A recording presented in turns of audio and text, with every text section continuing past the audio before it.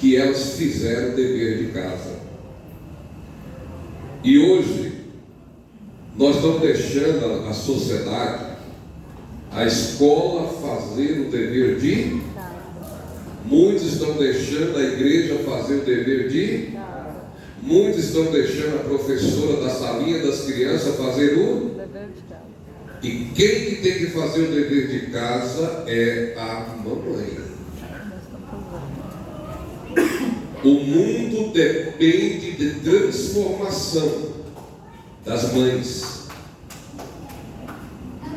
Os filhos hoje não têm mais influência da mãe. Tem influência de quem? Da avó, da babá. Porque nós vivemos num contexto de correria, sim ou não? Então, é muito bem provável nós chamar a nossa atenção para os dias atuais. Os dias não têm sido fácil. Ser mãe não tem sido fácil. Viver em família hoje não é fácil. Tem gente que diz da família: eu dou muito mais certo com as pessoas de fora do que com a minha própria família. Isso está errado. A ordem está errada. A ordem está errada. Porque quem tiver dificuldade é a família que vai estar presente. Não é os de fora que vai estar presente. É a família. Então hoje não se ouve a família. Mas na hora que está lá embaixo, escuta a família, para gastar o que não tem, o que não pode, para ajudar com aquilo que não tem.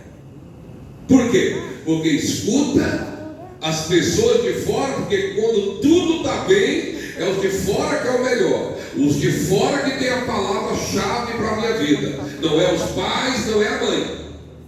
As mães, o pai é o último lugar, olha lá, e nem é o filho. É essa a sociedade de hoje. E agora, papel de mãe não é só parir. Papel de mãe é levar essa criança a viver os planos de Deus na sua vida. Porque uma família que não consegue levar a sua família ao altar de Deus, a instruir na presença de Deus, ele não cumpriu a sua missão. E não estou falando só de você, é todo mundo, porque filho não é seu. Jó entendeu, Deus deu e Deus tomou. Então se Deus tomou, porque não é dele, é de Deus. O Salmo 127 vai dizer que os filhos são herança do Senhor. Aleluia. Mas Ele te deu o privilégio de fazer você o galardão. Os filhos é o galardão. O que é? É o resultado, é o troféu, é a satisfação. Quando eu olho para a vida do meu filho, eu vejo Deus trabalhando na vida dele. Aleluia. Mas quando eu olho para o meu filho e não vejo Deus trabalhando na vida dele, é uma frustração muito grande. Então é preciso alertar nos dias de hoje, nos acordar mais. Porque nós temos muitas vezes, não é o governo que vai mudar o mundo.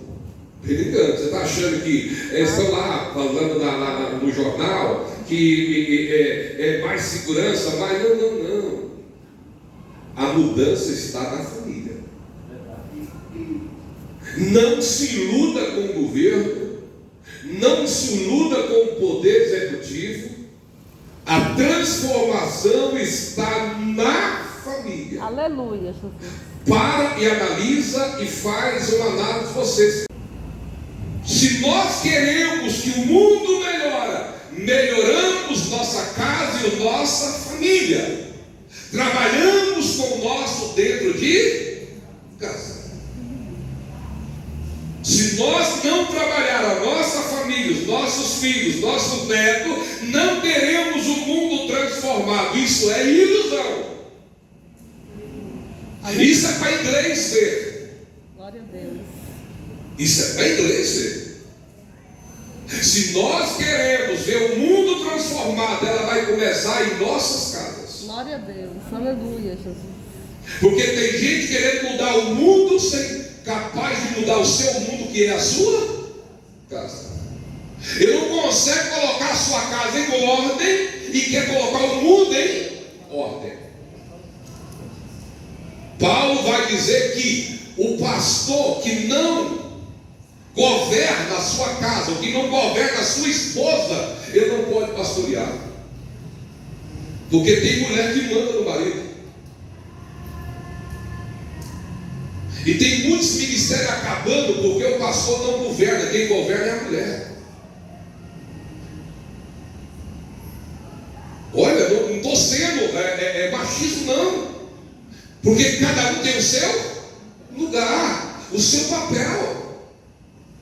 Se você vai ler 1 Timóteo, você vai entender, vai dizer para nós lá, o marido deve governar. Então, se ele não governa, a mulher diz, eu não vou com a cara do pastor, eu não vou congregar aqui mais, eu não vou fazer isso aqui mais, eu não quero mais, eu não vou na igreja mais, e você também sai da igreja. A maior parte não é o homem que fala, é a mulher que fala. Agora vamos voltar para o texto. Eu quero fazer aqui simplesmente uma análise. Bota o texto para nós, pastor, por favor. Vamos trabalhar algumas ideias dentro desse texto. Olha, Paulo busca algo lá atrás. Ele diz, não tem como esquecer, não tem como. Timóteo, parabéns, Timóteo. A virtude não vem de você. Essa virtude vem de quem? Da tua avó e da tua mãe Eunice. Então presta atenção que a fé, ela passou de geração a geração. Olha a profundidade desse tema que Paulo diz, espera aí, vamos trazer memória. Timóteo, é preciso trazer memória. Esse ato é preciso trazer a memória. É preciso trazer o presente. É preciso entender, Timóteo, tudo esse legado que você carrega, todo esse resultado que você tem hoje, não vem de você mesmo. Você não é fruto do nada. Já viu aquela pessoa que faz um jardim e não cuida? A gente chega na casa e diz, nossa, mas a sua casa é tão linda, mas ele cuida. Mas chega numa casa que tem um jardim e a pessoa não cuida. Que jeito que está? Mata. Tudo fora de. Mas se tem um jardim bem arrumado, porque tem alguém cuidando. Porque tudo aquilo que cuida vai ter resultado. Tudo aquilo que deixa ao léu vai cair de qualquer jeito. Então prenda aqui Timóteo dizendo assim, então traga a fé tão poderosa. A fé era algo tão poderoso que Timóteo trazia. E disse, Timóteo, traga a memória. Esse resultado que você está tendo hoje não é fruto do acaso. É fruto de uma estrutura que essa fé não simplesmente passou na sua geração, ela habitou na sua geração, ela fixou na sua avó. Primeiro, essa fé habita na avó. Segunda, a fé habita na Eunice. Terceira, a fé habita em Timóteo. Não é um sentimento, não é fé. Aleluia, Jesus, glória a Deus. Por isso que a Bíblia vai dizer que Eunice, essa mulher é a mulher grega, está lá em Atos dos Apóstolos, capítulo 16, versículo 1, e ela casa com um homem grego. A Eunice, ela é judia, na verdade, casa com um homem grego, e tudo indica que o marido dela não é crente. Mas mesmo assim, ela ensinou Timóteo uma fé verdadeira. Talvez você diz, pastor, o senhor não sabe que a minha vida, eu não tenho marido, eu não tenho isso. Eu disse, é uma mulher que conviveu com o marido descrente, que não cria na mesma fé, que não cria no mesmo credo que ela cria, mas mesmo assim não impediu de ela criar os seus filhos nos caminhos do Senhor. Aleluia, Jesus. Glória a Deus. Porque a pergunta é: eu crio meus filhos para um lado, meu marido cria? Agora é a diferença. Quem vai ter mais influência vai dar mais resultado.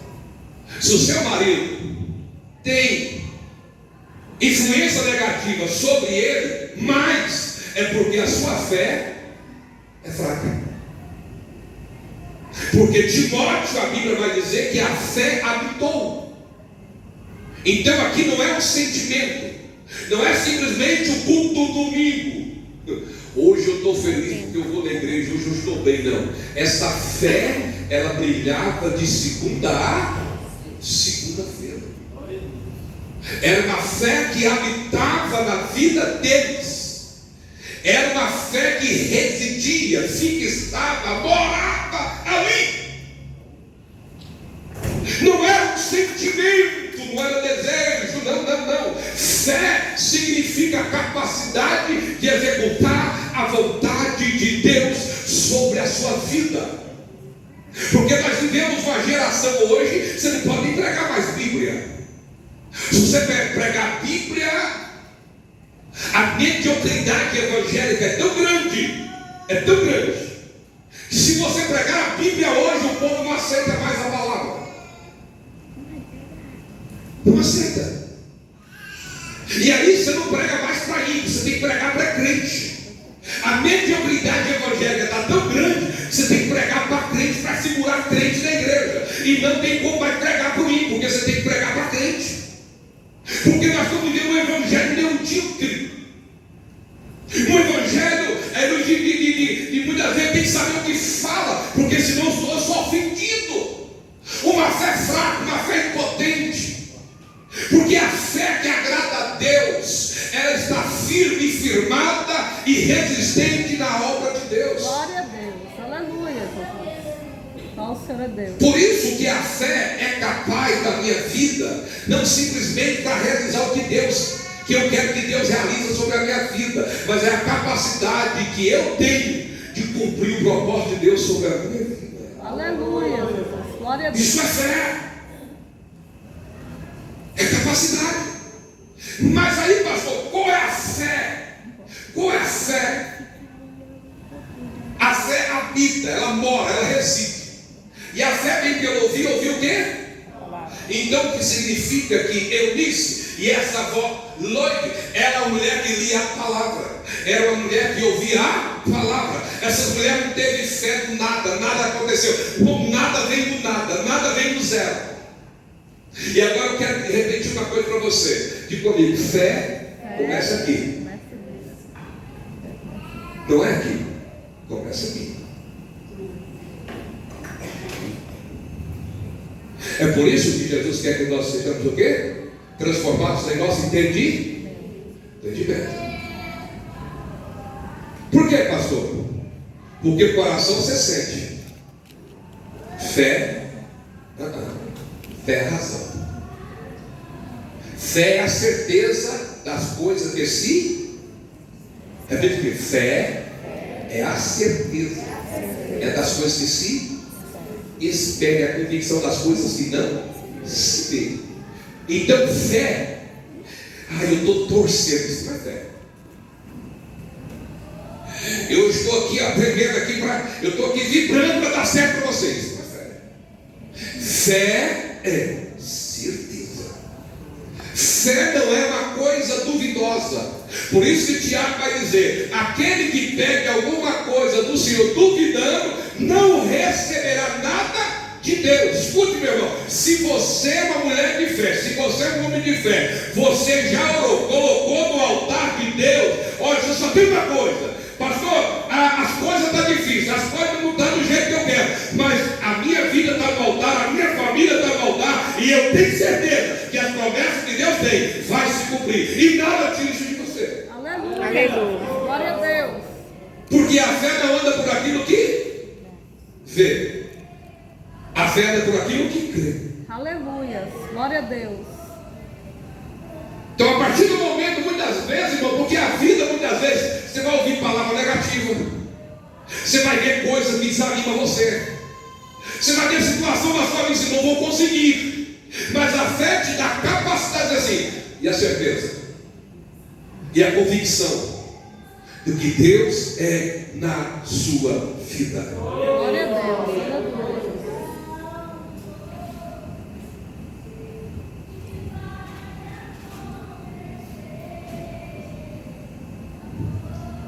Tem o nosso irmão Edson aqui, ó. Irmão Edson, levanta a mão, por favor.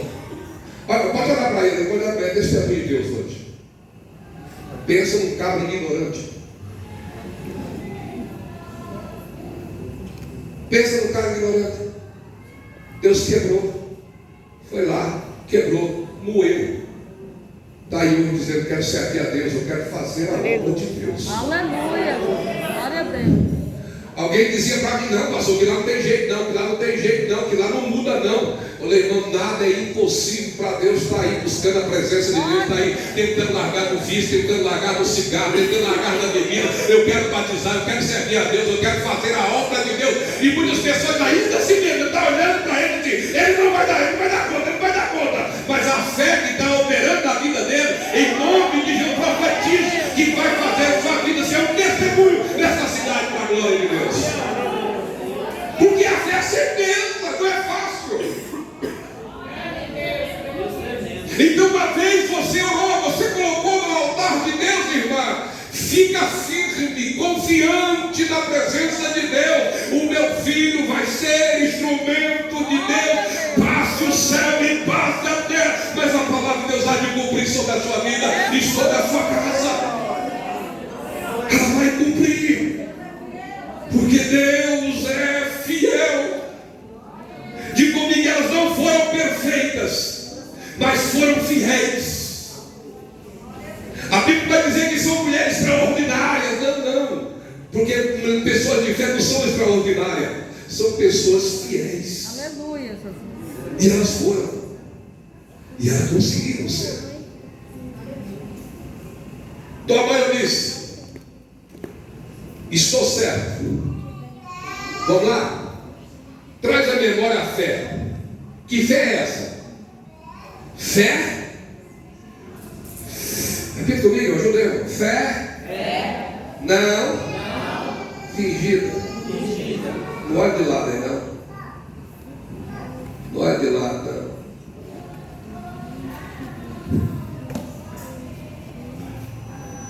O fingimento está muito longe, nós ou está perto? O fingimento está longe ou está perto? A sociedade prega hoje o quê? Fingimento. O poder político, tudo hoje prega o quê? Finja. Faz de conta que está dando certo. Paga caro para a mídia, para mentir. Tudo está dizendo, está dando certo. Há um poder terrível no fingimento. E aí Paulo está dizendo que estas mulheres não teve uma fé o quê? Você tem gente ao seu lado que é fingido, sim ou não? Sim ou não? Tem filho que mata pai ou não? Sim. Tem mãe que mata filho, sim ou não? Tem marido que mata esposa, sim ou não? Você não sabe com quem que você dorme, filho. Você não sabe com quem que você anda. Você vive uma época hoje que muitas vezes a sociedade hoje prega o fingimento. Por isso que Jesus disse: eu cansei de Saul. Por que Saul? Porque você é fingido, você faz de conta que é e não é. E eu vou buscar um homem segundo o meu coração. Glória a Deus. Aleluia. Porque o povo está tão assim com a aparência que a Bíblia diz que passou sete na frente de Davi, ali de Jessé. Jessé não, Samuel. E ele disse: Deus falou assim, ele levantou e disse: esse aqui é bonito. Vira para o teu irmão e fala: irmão, não procura boniteza, procura quem está ligado ao propósito de Deus. O mundo está cansado de boniteza e pagar um grande preço por causa de aparência. As academias estão cheias de pessoas para mostrar uma aparência que não vive dentro de casa, que não vive na realidade. O mundo está gastando muito dinheiro para pagar, para viver de fake news. Viver para a igreja ver. Pega os outros, vai lá, abre a porta do carro. Desce, meu amor. Passou o cordão para dentro.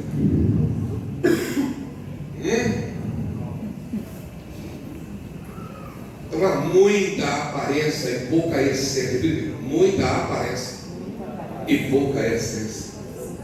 Esse é o tempo que nós estamos vivendo. Gente fingindo no altar, falando mal do outro. Gente fingindo ao lado do pastor.